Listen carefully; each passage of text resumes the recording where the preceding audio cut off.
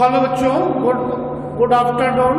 आज कक्षा 11 के छात्र छात्राओं को रसायन विज्ञान में आपको पढ़ाना है परमाणु संरचना के अध्याय में बोर के सिद्धांत के अनुप्रयोग, या जिसको आप अंग्रेजी में कहते हैं एप्लीकेशन ऑफ बोहर्स थ्योरी। आप ख्याल करें, कल हमने आपको हाइड्रोजन परमाणु के लिए बोर का सिद्धांत पढ़ाया था। हमने आपको इसी ग्रीन बोर्ड पे आपको मैंने स्पष्ट किया था, ख्याल करें, मैंने स्पष्ट किया था कि नाभिक के चारों ओर वृत्ताकार पथ होती है और उन पथ में इलेक्ट्रॉन लगातार चक्कर लगाते हैं।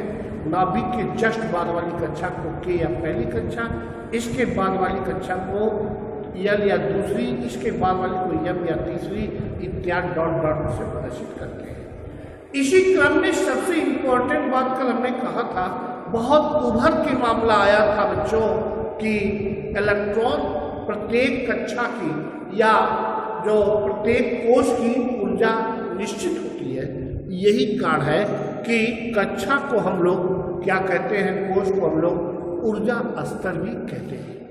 इसी क्रम में मैंने आपको इसी ग्रीन बोर्ड पे स्पष्ट किया था कि मैंने ये भी कहा था, बहुत मैं क्लियर बोल रहा हूँ, इससे एक्स्ट्रा मैं कुछ नहीं कर सकता। मैंने कल कहा था कि इन कक्षाओं में घूमते हुए इलेक्ट्रॉन की ऊर्जा स्थिर होती है। मीन्स वहाँ पे electron without the loss, without the gain of energy के क्या करता है, मूव करता है। और भी सारी बातें हुई कल आपने देखा था कि वो मैंने घूमते हुए इलेक्ट्रॉनों का कोणीय संवेग का भी बात बताया था कि mvr = NH/2π। सबसे इम्पोर्टेंट बात जो कल बोर के मॉडल में आया था बच्चों, उसमें ये था कि इलेक्ट्रॉन जो है वो आपका मूव करेगा, लेकिन एनर्जी में उसके कोई चेंजिंग या कोई परिवर्तन नहीं होगा। इसी क्रम में कल हमने आपको ये भी बताया था कि अगर इलेक्ट्रॉन एक ऊर्जा स्तर से दूसरे ऊर्जा स्तर में कूदता है तो ऊर्जा में परिवर्तन केवल क्वांटा में होता है। आपने देखा था ऊपर से नीचे, नीचे से ऊपर, यानी ऊपरी कक्षा से निचली कक्षा में, निचली से ऊपरी कक्षा में जाता था तो ऊर्जा का उत्सर्जन या अवशोषण होता था, अर्थात ये ऊर्जा में परिवर्तन hν के इक्विवेलेंट हो जाता था, जिससे वो मेंटेन कर लेता था। इसी क्रम में कल हमने बोर के परमाणु मॉडल की सीमाएं बताया था। लिमिटेशन मैंने कहा था कि जो बोर का मॉडल दिया गया है, वास्तव में ये जो मॉडल है वो एक इलेक्ट्रॉन वाले परमाणु या एक इलेक्ट्रॉन वाले आयन के संरचना की व्याख्या करता है, बहु इलेक्ट्रॉन वाले आयन या संरचना की व्याख्या नहीं करता है। इसी क्रम में आपको मैं बताना चाहता हूँ, ये हाइजेनबर्ग के अनिश्चितता के नियम को भी प्रदर्शित नहीं करता और जीवान प्रभाव और आपको स्टार प्रभाव की व्याख्या भी ये नहीं करता, इसलिए इसको हमने आपको सीमा बता।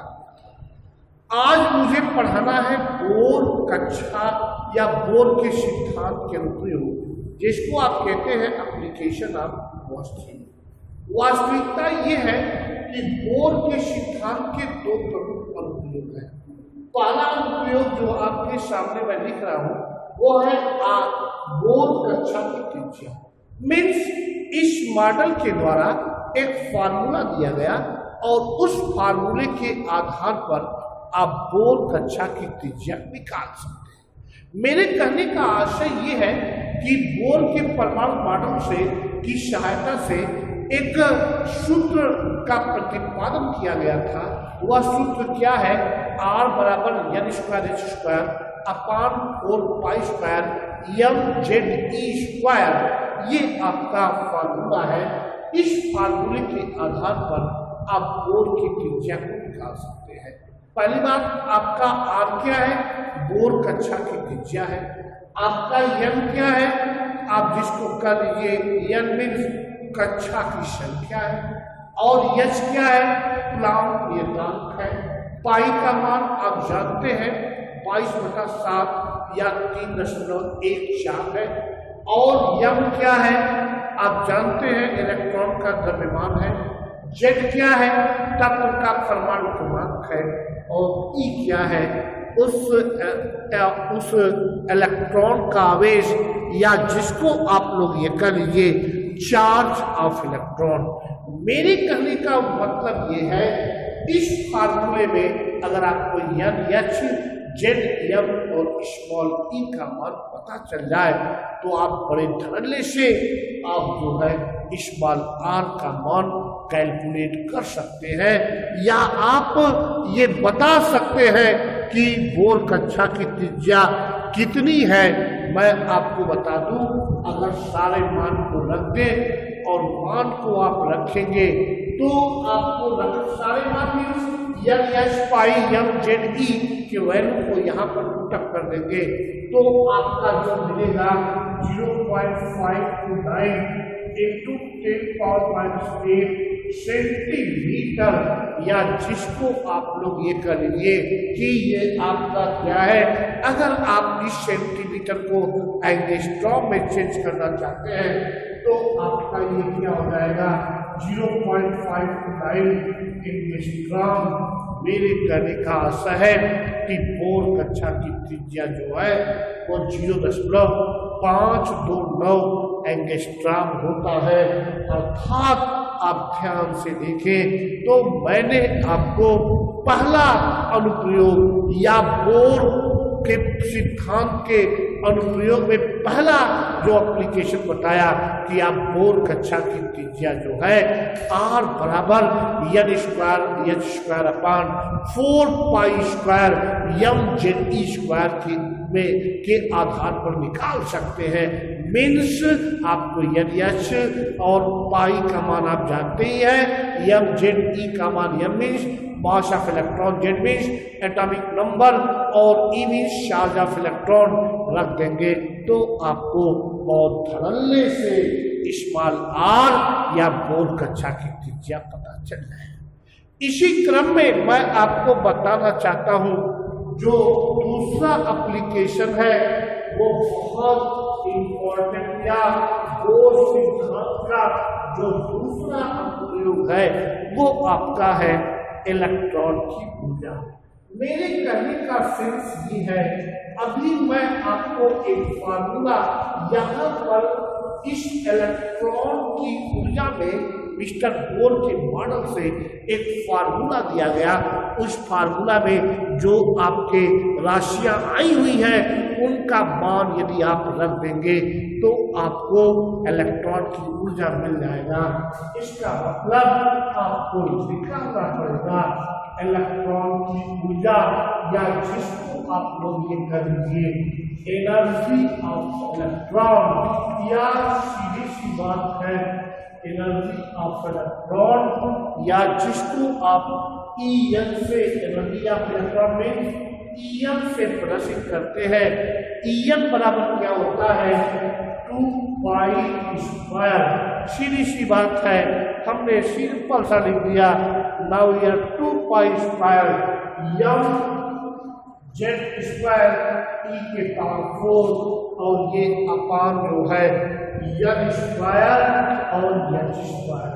आप ध्यान से देख ले तो अभी अभी हमने निकाला था बोर कक्षा की त्रिज्या, जो रास वहां था वही रास यहाँ है, केवल थोड़ा सा वैल्यू देख लो, वैल्यू का पोजीशन चेंज हो चुका है। अर्थात EM बराबर आपको मिला 2π² MZ²E⁴ बटा N²H²। मेरे कहने का सेंस है M जो है वो द्रव्यमान mass of electron, Z atomic number, E charge of electron, N कक्षा की संख्या, H प्लॉन्क नियतांक। आपको यदि इस ध्यान से देखें तो आप ये कह सकते हैं कि यदि आपको सिंपल सी बात है, अगर आपको ये M, Z, E और N और H का मान पता है, पाई का मान आप जानते ही हैं 3.14 या 22.7, उस वैल्यू को यहाँ पर आप सब्स्टिट्यूट कर देंगे, पुट अप कर देंगे, रख देंगे और कैलकुलेशन कर देंगे तो आपको इलेक्ट्रॉन की ऊर्जा या एनर्जी ऑफ इलेक्ट्रॉन आपको पता चल जाएगा। इस तरह से आज मैंने आपको फिर एक बार हाइड्रोजन परमाणु के लिए बोर के परमाणु मॉडल की 7 पॉइंट का कंक्लूजन पॉइंट किया। इसके बाद बोर के मॉडल की सीमाएं, लिमिटेशन को बताया। इसके बाद मैंने आपको डिटेल जो पढ़ाया वो है बोर के सिद्धांत के अनुप्रयोग या एप्लीकेशन ऑफ कोहर्स थियरी। उसमें पहले मैंने आपको बताया कि आप क्या करेंगे, उस सिद्धांत के अनुसार आप बोर कक्षा की त्रिज्या फार्मूला बताया R बराबर आपके सामने। इसके बाद R बराबर मैंने क्या फार्मूला बताया आपने देखा भी। R बराबर जो फार्मूला बताया n square h square upon 2 पाई अपान 4 pi square m z e square. लेकिन इसी क्रम में आप ध्यान से देखें तो En या जो आपका ये इलेक्ट्रॉन की ऊर्जा निकालना है, आप इस फार्मूला में यहाँ पे फार्मूला बताया En बराबर 2 pi square m square z square e के पावर 4 अपान n स्क्वायर h स्क्वायर। फिर से सुन लीजिए R बराबर En मीन्स एनर्जी या आप सीधे कर लीजिए एनर्जी ऑफ इलेक्ट्रॉन। En क्या है, एनर्जी ऑफ इलेक्ट्रॉन। तो आपको मैंने फार्मूला बताया 2 pi square m z square e के पावर 4 अपान n स्क्वायर h स्क्वायर। यहाँ पर आप वैल्यू रख दीजिए, आपको प्राप्त हो जाएगा। क्या प्राप्त होगा, इलेक्ट्रॉन की ऊर्जा। यदि बच्चों को कोई दिक्कत हो तो आप ग्रुप के माध्यम से क्वेश्चन को पुटअप कर सकते हैं, पूछ सकते हैं। Thank you.